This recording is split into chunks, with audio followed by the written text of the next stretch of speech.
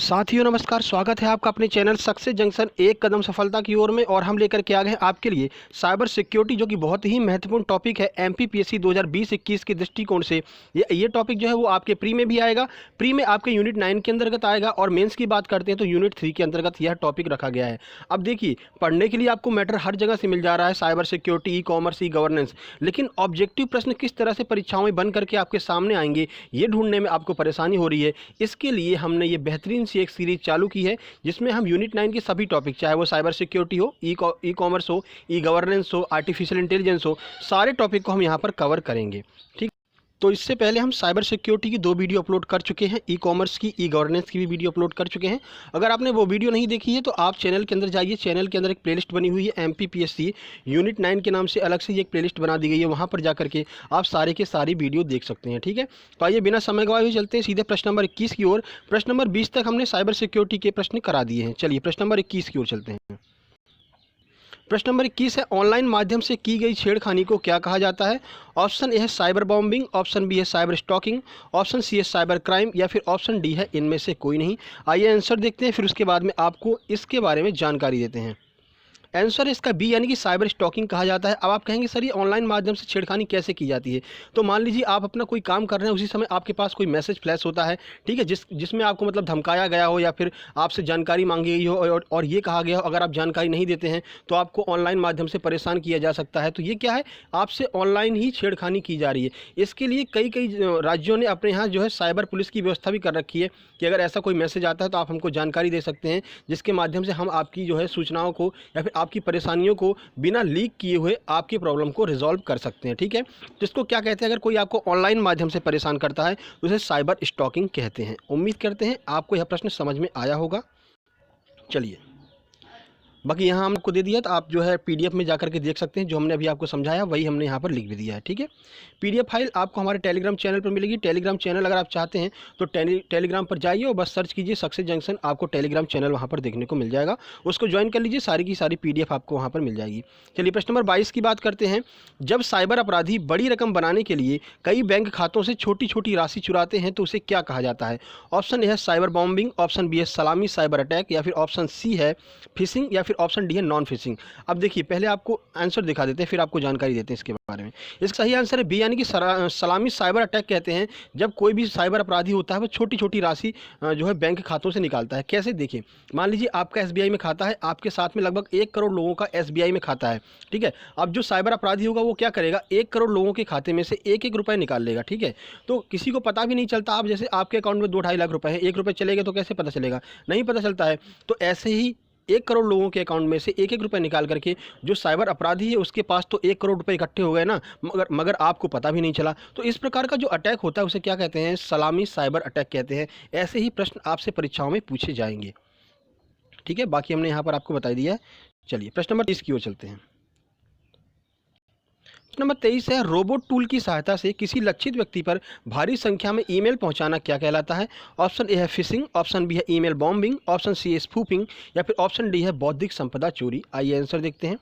सही आंसर है बी, यानी कि ईमेल बॉम्बिंग कहते हैं। अब देखिए, ईमेल बॉम्बिंग का मतलब क्या है, मान लीजिए किसी को हमने टारगेट किया कि इस बंदे के पास में हमको इसको परेशान करना है, या फिर इसके पास कोई ज़रूरी ईमेल नहीं आ पाए, इससे पहले हम इसके ईमेल बॉक्स को भर दें। तो उसके लिए हम क्या करते हैं, बहुत भारी संख्या में ईमेल सूचनाएं पहुंचाते, एक ही बार बार जो है मेल उसके मोबाइल पर या फिर उसके कंप्यूटर में या फिर उसके अकाउंट पर करते हैं। अब ये कोई आम व्यक्ति तो कर नहीं सकता है, तो उसके लिए क्या करते हैं, एक रोबोट की मदद लेते हैं। रोबोट का मतलब है यहाँ पर एक प्रोग्राम है, एक प्रोग्राम आपने सेट कर दिया उस पर्टिकुलर जो आपका ईमेल एड्रेस है कि इस पर आप हर 10 मिनट पर एक एक मैसेज भेजते रहिए। तो वो क्या होगा, हर 10 मिनट पर एक एक मैसेज पहुँचता जाएगा और एक समय ऐसा आएगा जब उसकी मेमोरी फुल हो जाएगी और जो आवश्यक सूचनाएँ हैं वो उसके पास नहीं पहुँच पाएंगी, और ये आपकी जो मेल है उसकी वजह से उसकी मेमोरी फुल हो जाएगी। तो किसी व्यक्ति को परेशान करने के लिए बार बार ईमेल भेजा जाता है, इसको क्या कहते हैं, ईमेल बॉम्बिंग कहते हैं। और किस टूल की सहायता से, रोबोट टूल की सहायता से ऐसा किया जाता है। ठीक है, चलिए इसका आंसर बी है, यानी ईमेल बॉम्बिंग कहते हैं बार बार ईमेल भेजना।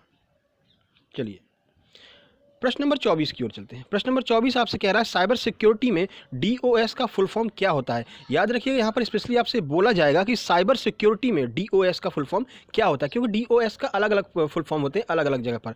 आइए देखते हैं। ऑप्शंस की बात करते हैं। ऑप्शन ए है data operating system, option B है denial of services, option C है डाटा ऑपरेटिंग सर्विस, या फिर ऑप्शन डी है नन ऑफ द एबव। आइए इसका आंसर देखते हैं। तो इसका जो आंसर हो जाएगा वो आंसर होगा इसका बी, यानी कि डिनाइल ऑफ सर्विस।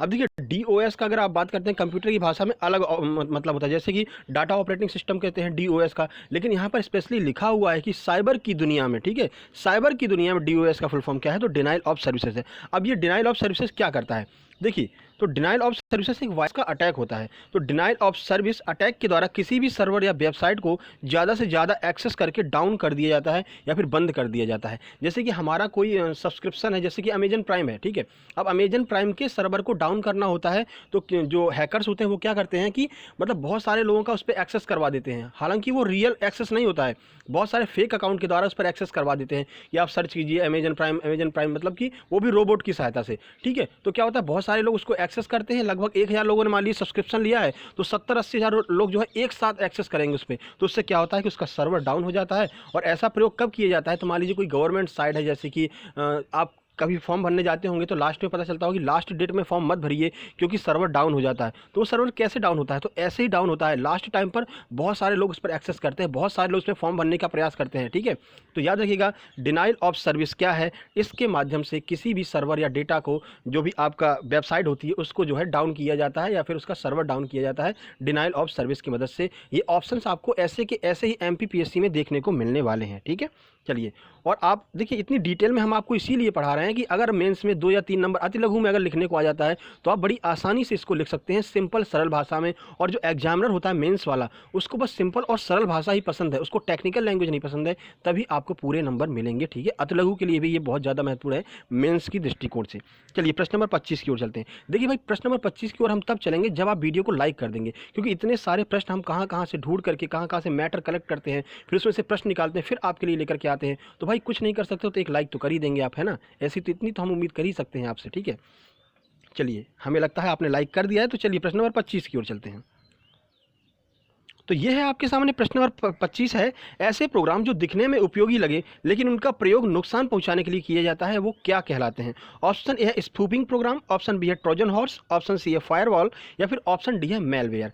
आइए देखते हैं इसका आंसर। आंसर की बात करते हैं तो इसका आंसर है बी, यानी कि ट्रोजन हॉर्स। देखिए इसके बारे में आपको जानकारी देते हैं।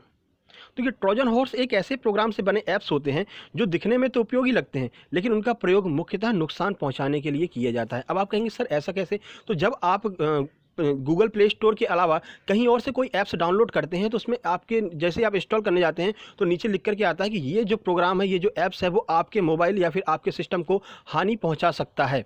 क्या आप इसको इंस्टॉल करना चाहते हैं, यस या नो, तो आप यस कर देते हैं। तो वो नॉर्मली तो आप सोचते हैं कोई दिक्कत नहीं है, लेकिन कभी कभी ऐसा हो जाता है कि कोई ऐसा प्रोग्राम आप इंस्टॉल कर लेते हैं जिसमें ऑलरेडी एक वायरस चिपका हुआ होता है, ठीक है, और वो आपके कंप्यूटर या फिर मोबाइल में पहुंच जाता है, फिर आपकी परेशानी का सबब बन जाता है। उसे क्या कहते हैं, ट्रोजन हॉर्स कहते हैं, जो दिखने में तो महत्वपूर्ण लगते हैं कि हमारे लिए उपयोगी, जैसे कोई बिडमैट हो गया, ठीक है, बिडमैट हो गया, वीडियो बडी हो गया, ऐसे कुछ ऐप्स ऐसे होते हैं जिनको आप उपयोग कर सकते हैं, कोई दिक्कत नहीं है, लेकिन कभी कभी इनके माध्यम से वायरस आपके मोबाइल में पहुंचा दिया जाता है। इसलिए बार बार कहा जाता है कि गूगल प्ले स्टोर से जो प्रोटेक्टेड होते हैं उन्हीं ऐप्स को आपको डाउनलोड करना चाहिए। उम्मीद करते हैं ट्रोजन हॉर्स आपके समझ में आ गया होगा, एक प्रकार का वायरस है ये। चलिए प्रश्न नंबर 26 की ओर चलते हैं। प्रश्न नंबर 26 है, लिब्रा किसकी क्रिप्टो करेंसी है। देखिए क्रिप्टो करेंसी बहुत न्यूज़ में रही है अभी हाल ही में, क्योंकि आरबीआई ने जो है क्रिप्टो करेंसी को अपनाने से मना कर दिया है, इसलिए आपसे पूछा जा सकता है। और जो फेसबुक है, इसमें फेसबुक भी बहुत चर्चा में रहा है व्हाट्सएप की वजह से। व्हाट्सएप पे कुछ मतलब कि उन्होंने अपनी जो पॉलिसी वगैरह लेकर के आने वाले थे, आपको पता ही होगा, इस वजह से व्हाट्सएप, फेसबुक और ये क्रिप्टो करेंसी तीनों बहुत ज़्यादा न्यूज़ में रही हैं, इसलिए आपकी परीक्षा की दृष्टि से अति महत्वपूर्ण बन जाएगी, ठीक है। तो तीनों के बारे में हम आपको बताने वाले हैं इसी एक प्रश्न में, ठीक है। तो लिब्रा किसकी क्रिप्टो करेंसी है, option A WhatsApp, option B है इंस्टाग्राम, ऑप्शन सी है फेसबुक, ऑप्शन डी है टिकटॉक। आइए इसका आंसर देखते हैं। आंसर इसका सी, यानी कि फेसबुक की क्रिप्टो करेंसी है लिब्रा। देखिए अब क्रिप्टो करेंसी क्या होती है, तो क्रिप्टो करेंसी जो होती है वो एक डिजिटल करेंसी होती है, यानी कि आप सीधे लेन देन नहीं कर सकते हैं। ऐसा नहीं है कि आप उसके अकाउंट में सीधे कि ये हमारा अकाउंट नंबर है, इसमें ट्रांसफ़र कर दीजिए और हमारा अकाउंट नंबर मतलब हमारे में पैसे जो है आ जाएंगे, ऐसा पैसे वाला सिस्टम है ही नहीं। वो सीधे एक डिजिटल करेंसी, एक कोड के माध्यम से करेंसी बनाई गई है। तो वो जो करेंसी है उसको आरबीआई ने अभी मना कर दिया कि हम एक्सेप्ट नहीं करेंगे। आरबीआई ही नहीं, विश्व की जितने भी सेंट्रल बैंक्स हैं उन सब ने मना कर दिया है क्रिप्टो करेंसी को अपनाने से। इसके भविष्य पर खतरा मंडरा रहा है, ठीक है, तो याद रखिएगा। और जो फेसबुक की कंपनी, जो फेसबुक की आपकी क्रिप्टो करेंसी है उसका नाम लिब्रा है, ये भी आप याद रखिएगा। एक बिटकॉइन है, वो भी एक क्रिप्टो करेंसी है, ये भी आप याद रखिएगा। चलिए प्रश्न नंबर 27 की ओर चलते हैं। प्रश्न नंबर 27 है, द्वेषपूर्ण कंप्यूटर सॉफ्टवेयर को क्या कहा जाता है। ऑप्शन ए है स्पाईवेयर, ऑप्शन बी है मेलवेयर, ऑप्शन सी है रैंसमवेयर, या फिर ऑप्शन डी है साइबर अटैक सॉफ्टवेयर। आइए देखते हैं। तो सही आंसर इसका बी, यानी कि जो मेलवेयर है वो जो द्वेषपूर्ण सॉफ्टवेयर होते हैं जो आपको हानि पहुंचाने के लिए बनाए जाते हैं, उन्हें मेलवेयर कहा जाता है। अब ये मेलवेयर कहाँ से निकल के आया, यह प्रश्न भी आपसे पूछा जा सकता है। तो यह अंग्रेजी का नाम मैलिशियस सॉफ्टवेयर का संक्षिप्त रूप है। इसमें वायरस, रैंसमवेयर, वॉर्म आदि सभी आते हैं। तो मेलवेयर जो है ना, वो मैलिशियस सॉफ्टवेयर का संक्षिप्त रूप है। आपसे पूछा जा सकता है कि मैलिशियस सॉफ्टवेयर का संक्षिप्त रूप क्या है, उसे मेलवेयर कहते हैं, याद रखिएगा। और एक तरह से द्वेषपूर्ण भावना से ये बनाया गया है, मतलब कि आपको हानि पहुंचाने का कुल मिलाकर के यह काम है, ये जो सॉफ्टवेयर है। और इस सॉफ्टवेयर के अंदर अगर आप ये सॉफ्टवेयर इंस्टॉल कर लेंगे तो क्या क्या आ जाएंगे आपके कंप्यूटर में या फिर सिस्टम में, तो वायरस आ जाएगा। वायरस को आने में आसानी होगी। जैसे मान लीजिए वायरस का एक घर है ये, ठीक है। अगर वैसे आप कंप्यूटर में आपके वायरस नहीं आएगा, लेकिन जैसे मेलवेयर आपके कंप्यूटर में आया तो वायरस के लिए बड़ी आसानी हो जाएगी आपके कंप्यूटर में आना, ठीक है। रैंसमवेयर हमने आपको बताई है, फिरौती वाला जो वायरस होता है, अगर आपने इंस्टॉल कर लिया तो अगर आप जैसे इस पर क्लिक करेंगे तो आपकी सारी सिस्टम लॉक हो जाएगा और अनलॉक करने के लिए आपसे फिरौती मांगेगा। और फिरौती किसमें मांगेगा, क्रिप्टो करेंसी में मांगेगा, ठीक है। तो ये इसके बारे में आपको बता चुके हैं ऑलरेडी। ये जो आपकी साइबर सिक्योरिटी की सेकंड वीडियो है, उसमें हमने आपको रैंसमवेयर वायरस के बारे में बताया है, ठीक है। वॉर्म के बारे में भी हमने आपको उसी वीडियो बताया है, तो वो वीडियो भी आप जाकर के देख सकते हैं। बस प्लेलिस्ट में जाना है, एमपीपीएससी यूनिट 9 के नाम से एक ऑलरेडी प्लेलिस्ट बनी हुई है, उस पर क्लिक कीजिए, सारे के सारे वीडियो आप देख लीजिए। चलिए प्रश्न नंबर 28 की ओर चलते हैं। प्रश्न नंबर 28 है, किसी भी व्यक्ति के कंप्यूटर को हैक करने में उपयोग में लाए जाने वाले टूल को क्या कहते हैं। मतलब ऐसा कौन सा टूल है जिसकी मदद से आप किसी भी व्यक्ति के कंप्यूटर को हैक कर सकते हैं।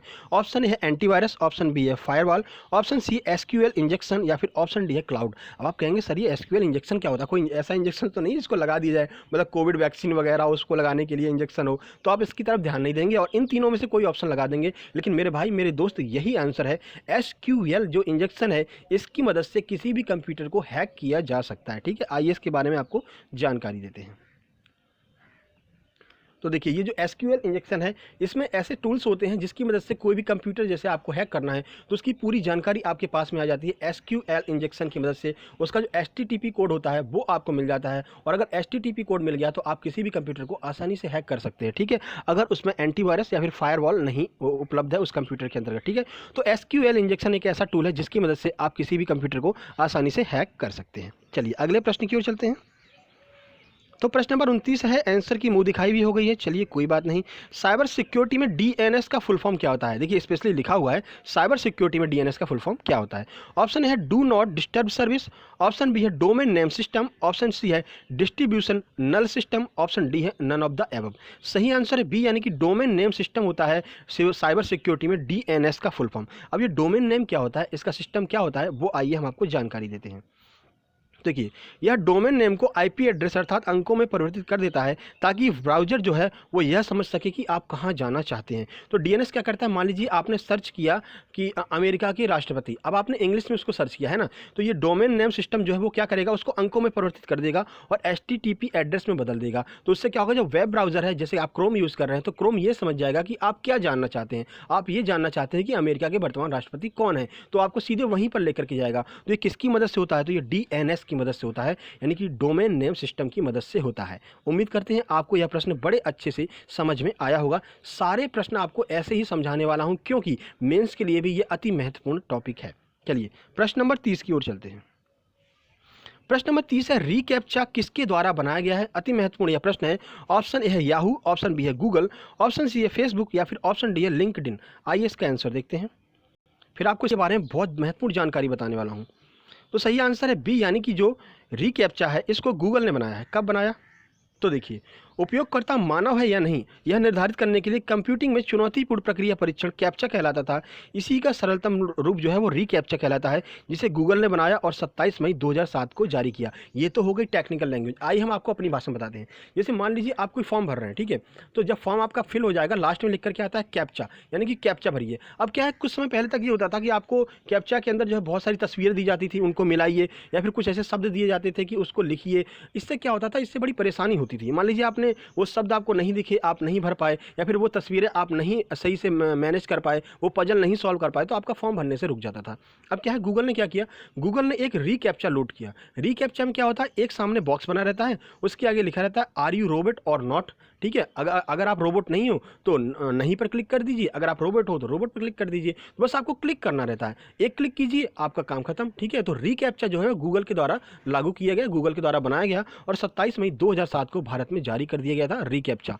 उम्मीद करते हैं ये सारी चीज़ें आपको समझ में आई होंगी। अगर समझ में आई हो और वीडियो को आपने अभी तक लाइक नहीं किया हो तो हमारी मेहनत को देखते हुए कम से कम वीडियो को लाइक कर दीजिए, दोस्तों के पास शेयर कर दीजिए, क्योंकि बहुत से दोस्त आपके परेशान होंगे ये cyber security, e governance, robotics, artificial intelligence के ऑब्जेक्टिव कैसे आएंगे मेरे भाई। पढ़ तो हमने लिया लेकिन ऑब्जेक्टिव कैसे बनेंगे, उनकी प्रैक्टिस के लिए भी ये अति महत्वपूर्ण वीडियो है। और चैनल को सब्सक्राइब कर लीजिए, क्योंकि अब अगली वीडियो जो आने वाली है वो ई गवर्नेंस की हो सकती है, रोबोटिक्स की हो सकती है, आर्टिफिशियल इंटेलिजेंस की भी हो सकती है। आर्टिफिशियल इंटेलिजेंस की भी एक वीडियो हम ऑलरेडी अपलोड कर चुके हैं, काफ़ी समय हो गया, तो हम चाह रहे हैं एक वीडियो जो है और अपलोड किया जाए। ई कॉमर्स की 2 वीडियो हम ऑलरेडी अपलोड कर चुके हैं। तो ये सारी वीडियो अति महत्वपूर्ण है, जा करके चैनल के अंदर प्लेलिस्ट बनी हुई है एमपीपीएससी यूनिट 9 करके, वहाँ पर जा करके आप देख सकते हैं और अपनी तैयारी की जायजा ले सकते हैं कि कितनी अच्छी तैयारी हमने यूनिट 9 को लेकर के की है, ठीक है।